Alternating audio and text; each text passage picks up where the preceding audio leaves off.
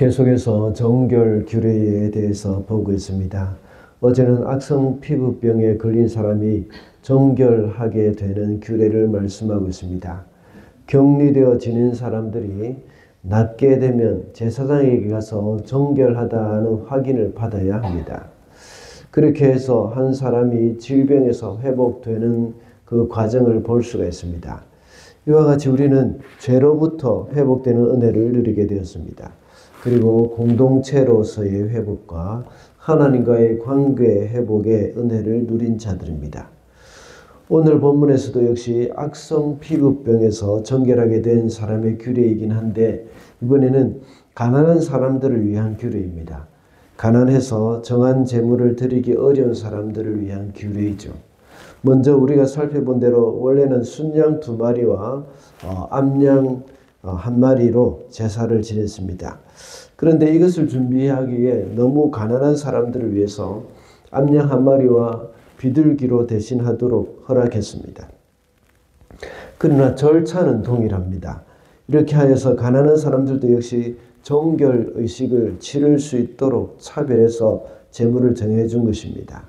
그래서 오늘은 이제 이렇게 차별된 제물이라는 제목으로 말씀을 살펴보겠습니다. 먼저 가난한 사람도 회복이 필요하기 때문에 제물에 차별을 두었습니다. 21절 말씀입니다. 그러나 가난해서 그렇게 많은 것을 바칠 수 없는 사람이 자기의 죄를 속하려 할 때는 그는 제사장이 흔들어 바칠 속건 제물로는 순양 1마리를 가져오고 곡식 제물로 바칠 기름으로 반죽한 고운 밀가루는 10분의 1 에바만 가져오면 된다. 기름은 마찬가지로 한 록이다.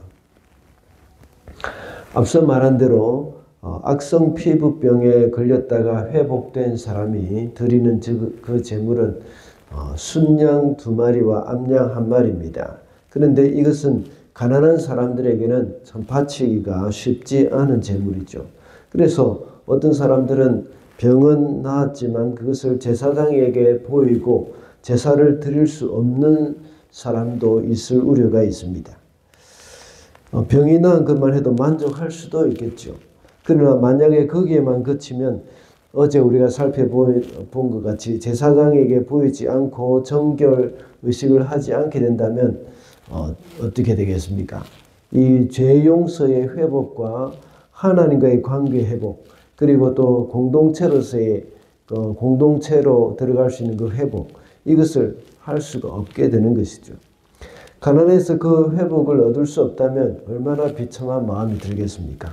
그래서 하나님은 가난한 사람을 위해서 암양 2마리와 암양 1마리와 비둘기 2마리를 정해주신 것입니다. 하나님은 부자들만의 하나님이 아니라 가난한 자들도 역시 하나님의 백성임을 알게 됩니다. 그리고 가난한 사람들도 역시 회복이 필요한 사람이라는 사실도 역시 우리가 명심해야 합니다. 여기서는 물질적인 가난만 이야기하기가 쉬운데 또 가난하다는 것은 그만큼 사회적인 약자라는 것을 말하기도 합니다. 배우지 못한 사람이거나 또 남녀노소 또 신분의 고하를 막론하고 모든 사람이 이 회복이 필요한 존재임을 우리가 명심해야겠습니다. 이 세상 사람은 신분에 따라 차별을 하는 경향이 많습니다. 그러나 하나님은 그렇지 않습니다. 만약 가난한 사람들을 위해서 이렇게 차별을 재물에 있어서 차별을 두지 않았다면 부자만 구원을 받고 가난한 사람들은 구원에서 제외되는 그런 일도 생길 수 있을 것입니다. 그러나 디모데전서 2장 4절에서 말하기를 하나님은 모든 사람이 구원을 받으며 진리에 이르기를 원하신다고 말씀을 하셨습니다. 그러므로 회복은 부자뿐만 아니라 가난한 사람도 역시 필요한 것이고 또 강한 자뿐만 아니라 약한 자들도 역시 구원이 필요한 것임을 우리에게 말씀해 주고 있는 것입니다. 둘째로 하나님께 드리는 제물은 힘이 닿는 대로 드려야 합니다. 31절 말씀입니다. 힘이 닿는 대로 1마리는 속죄 제물로 다른 1마리는 번제물로 곡식 제물과 함께 바친다. 그러면 제사장은 정하게 되려는 그 사람의 죄를 주 앞에서 속한다. 방금 읽은 31절과 오늘 본문 22절에는 힘 닿는 대로라는 그런 말이 나옵니다. 그 외에도 또 몇몇 구절에서 힘 닿는 대로라는 말이 종종 나오죠. 이 말은 하나님께 드림에 있어서 최선을 다해야 한다는 말씀입니다. 하나님은 사람의 중심을 보시는 분이십니다. 그래서 예배하는 자가 하나님의 눈을 속여서 스스로 궁색하게 행동해서는 안 된다는 것이죠. 예수께서 회당에서 헌금을 하는 것을 보시는 그 장면이 복음서에 나옵니다. 부자는 많이 내는데 한 과부는 두렙돈을 냈습니다. 아주 적은 금액이죠. 그런데 예수님은 그 누구보다도 많이 넣었다고 말씀하시면서 이 과부를 칭찬하셨습니다. 그리고 부자들은 부유한 중에 일부를 하나님께 드린 것이지만 이 과부는 가난한 중에 생활비 전부를 내었다고 말씀하셨습니다. 주님은 이 과부가 낸 헌금의 양을 보지 않으시고 가난한 중에도 힘이 닿는 대로 헌금을 한 것을 칭찬하신 것입니다. 가난한 사람을 위해서 암양과 비둘기 2마리를 정해 두신 것입니다. 물론 이것도 쉽지 않다고 하는 사람도 분명히 있을 것입니다. 그래서 어떤 사람들은 이것조차도 많다고 하면서 하나님이 가혹하신 것은 아니냐 하는 말을 하는 사람도 있을 수 있습니다. 그러나 이것이 비록 가난하더라도 힘 닿는 대로 할 수 있는 그러한 우리의 성의를 보여야 하는 그런 부분들이라고 할 수 있습니다. 우리가 하나님께 나와서 예배를 할 때 드리는 헌금이나 우리의 봉사나 헌신 이런 것도 역시 마찬가지입니다. 우리가 할 수 있는 힘 닿는 대로 한다는 것은 그것을 하나님께서는 기뻐하시기 때문입니다. 우리가 다 쓰고 남는 시간 약간, 그리고 또 다 사용하고 남는 물질 약간, 이것을 하면서 전혀 부담스럽지 않게 신앙생활을 하는 것을 좋아할 수도 있습니다. 이것이 편안할 수도 있습니다.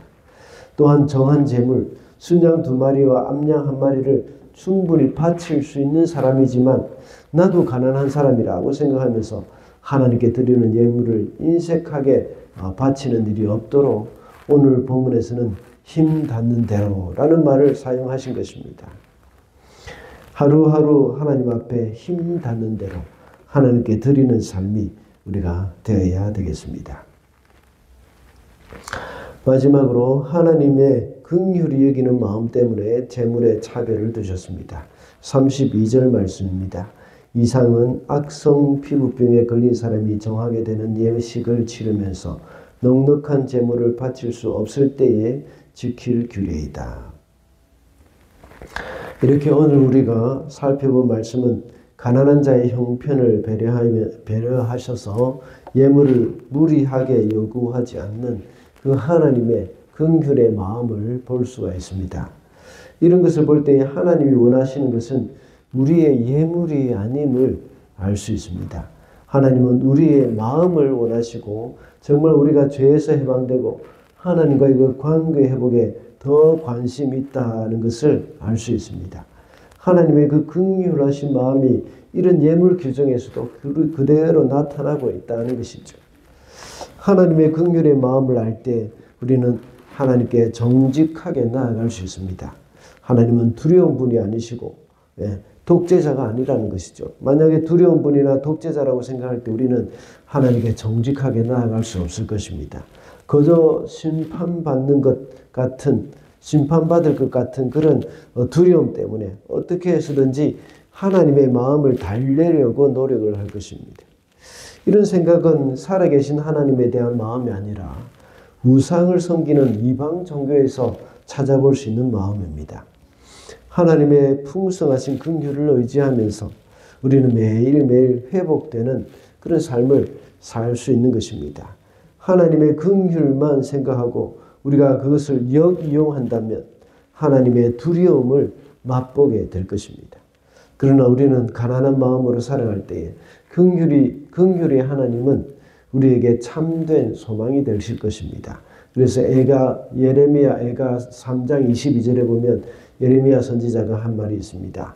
여호와의 인자와 긍휼이 무궁하심으로 우리가 진멸되지 아니함이니이다 라고 고백을 했습니다.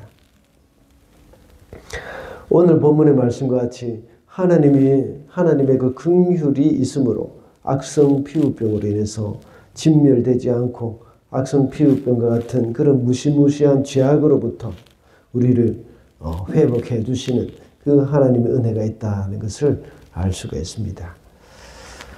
말씀을 맺겠습니다. 오늘은 차별된 예물이라는 제목으로 말씀을 살펴보았습니다. 가난한 사람도 회복이 필요하기 때문에 제물에 있어서 차별을 두었다고 했습니다. 그리고 하나님께 드리는 제물은 힘 닿는 대로 드려야 하고 하나님의 긍휼이 여기는 마음 때문에 제물에 차별을 두었다고 했습니다.